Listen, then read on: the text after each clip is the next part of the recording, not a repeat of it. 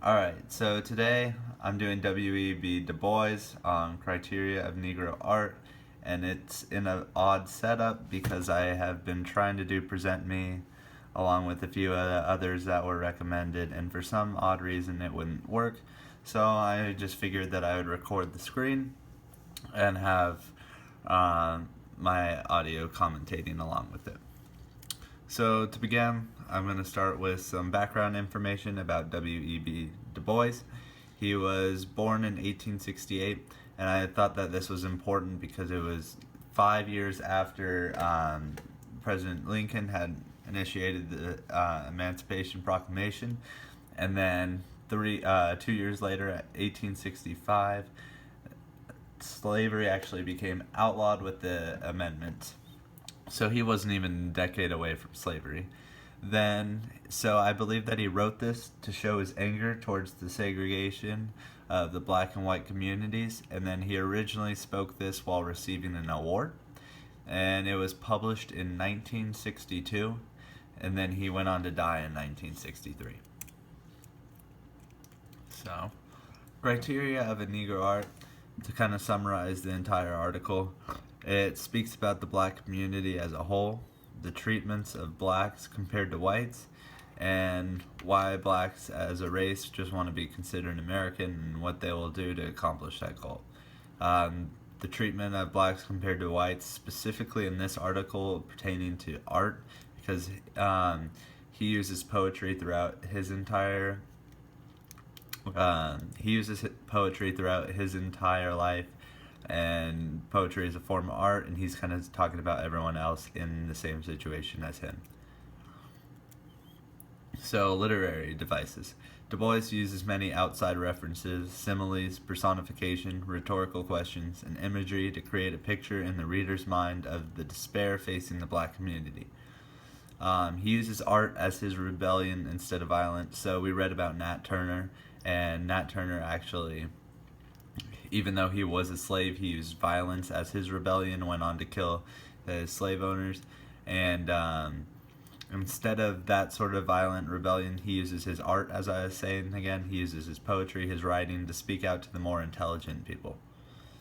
Similes, he uses three different similes, or he uses similes across the board throughout here, but there's three different similes in one paragraph that I noticed, where he talks about the futures of the black youth. He speaks about the awakening of a new generation, and what I think he means by this is that he sees that this generation has so much potential, and the segregation can completely end, and he doesn't want this generation to be growing up with any of the maybe disabilities, you could call it, that he grew up with. Okay, so personification.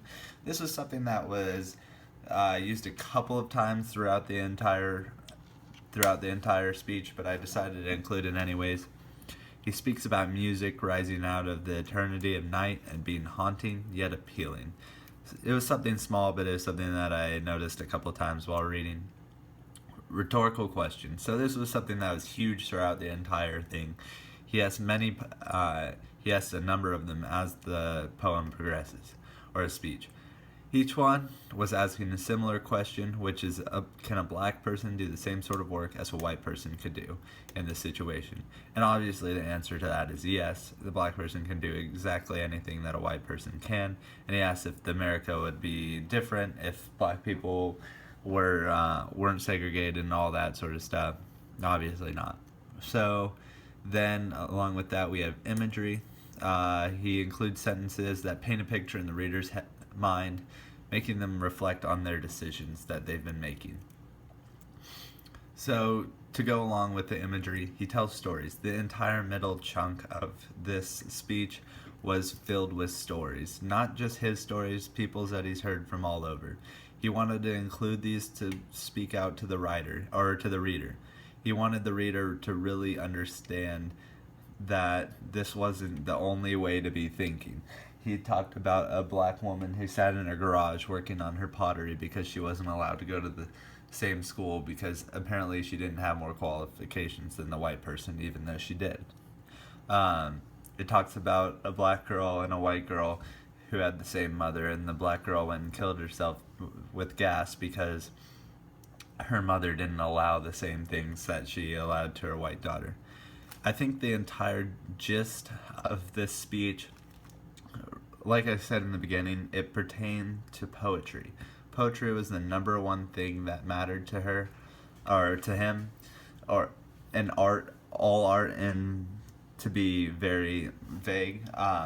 He didn't so much care about the segregation in this speech as he did about the segregation between blacks and whites and their art.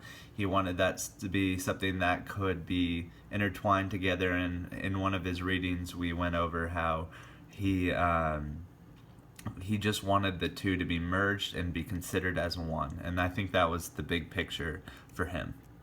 Finally, there's my works cited, and I'm all done. Thank you.